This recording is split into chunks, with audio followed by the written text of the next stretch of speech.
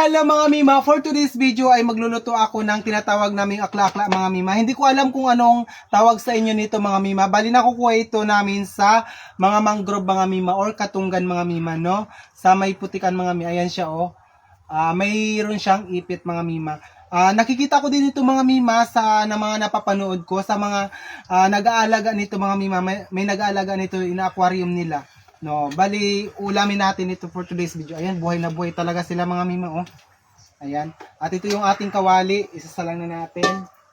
At syempre mga Mima, mayroon tayo dito mga Ricardo, ito yung ating sibuyas, bawang at saka ito yung ating luyang dilaw. Tapos mayroon tayong sili dito mga Mima. Sili na mahaba yan mga Mima. At ginayat-gayat ko na lang. Tapos ito yung ating mantika, tapos yung ating asin mga Mima. Ayan, at lalagyan na natin ng mantika yung ating kawali dahil mainit na nga po. Ayan. O, di ba? Ito yung ating magiging ulam for today's video.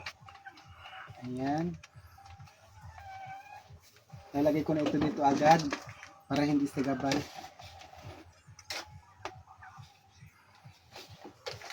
Ayan, ito yung ating toyo. Hoy, huwag kayong umalis ha, dyan lang kayo. Mag-antay kayong maluto. Sige, Juliana mo na. Ayan mga Mima, okay na nga yung ating mantika at ilalagay na natin ang ating mga Ricardo. Ilapit mo dito, Jul. Unahin muna natin itong bawang. Ayan. Hindi pa pala naubos.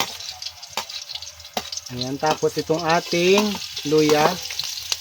Hey, huwag ka munang sumama. Ito talagang.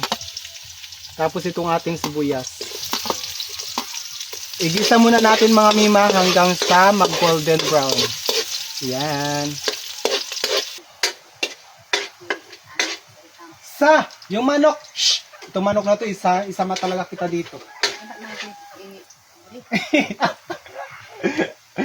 So ayan mga Mima, okay na yung ating mga Ricardo at ilalagay na natin itong ating, hindi ko alam kung anong tawag sa inyo nito. Pero sa amin, akla-akla. Ayan, ilapit mo dito, Jul. Ayan. Huwag kayong tumalo na.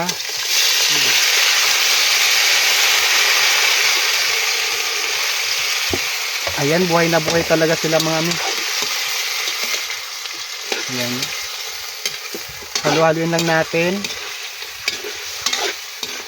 Lagyan natin ng tuyo mga Mima. At iba pang pangpalasa, ayan. At syempre dahil madali lang naman yan maluto mga Mima, isasabay na natin itong ating siling haba.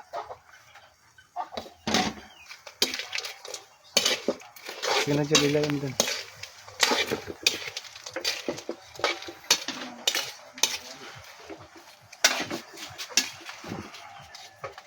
Ayan mga Mima, takpan lang muna natin to hanggang sa maluto at babalikan natin mamaya.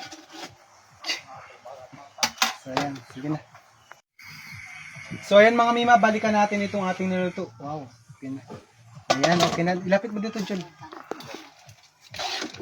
Ayan mga Mima, malapit na siyang maluto. Oh, diba? Ayan.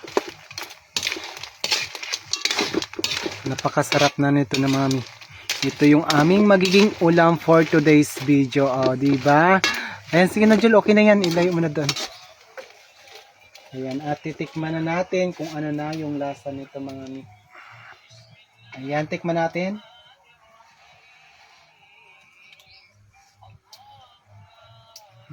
Sarap. Sobrang napakasarap mga Mima. No? Yung ano kas natin mga Mima, medyo ako kasi naglalagay ako ng asukal sa mga niluluto ko para yung lasa is balanced, manamis-tamis na medyo alat-alat, di ba? Napakasarap nun mga Mima. I-try niyo sa bahay niyo mga Mima. So ayan mga Mima, patutuyuan ko lang to ng saglit, takpan ko lang muna. Patutuyuan ko na lang yan mga Mima. Mas masarap pag tuyo mga Mima. So, kung napatapos nyo po yung video ko na to, sa mga hindi pa nakapag-follow sa akin, please, pakipollow nyo na po ako. At sa mga nag-follow na sa akin, ayan, maraming salamat po sa inyong lahat. Sa mga nag-share, nagko-comment, maraming salamat po. Ingat-ingat po tayo palagi. Hanggang dito na lang yung video ko na to. Bye-bye na po.